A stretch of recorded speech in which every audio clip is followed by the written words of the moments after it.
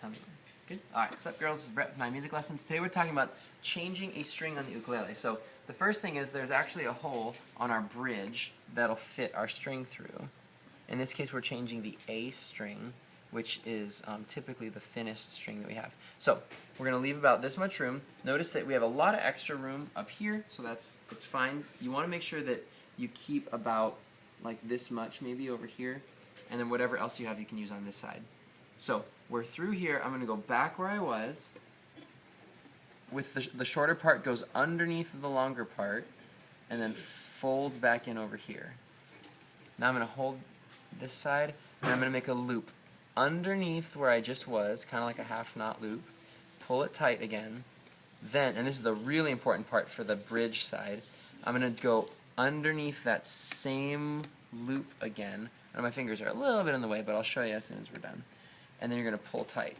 Now, the only thing that I did wrong here, and I did this on purpose, is I made both loops along the top part of the bridge.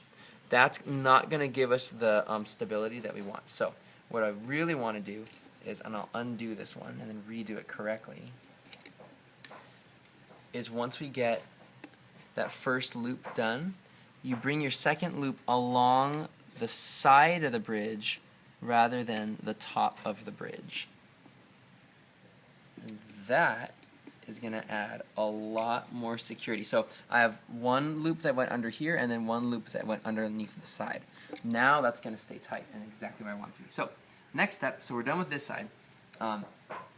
There's actually a hole in each of these string tuners, and I'm going to be able to put my other string right through it.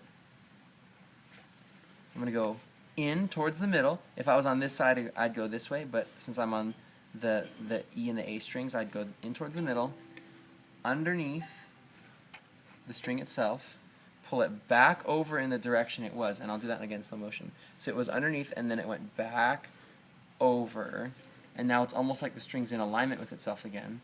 And then the last part, and this is probably the most important part actually, is you want to twist so that the string looks like the other ones, where the bottom two are twisting out that way, these two are twisting out that way. Alright, so that's pretty much all we have. One last little bit, there's a little detail here where as the string makes multiple turns around the tuner, you want to make sure that you fold the string down, that it doesn't start looping its way up, because then it'll pop right off the top. So you'll see that next time you guys are changing it. What we're going to do is finish twisting, cut off the end here, cut off the extra bit there, and we're good to go. So that's all I got.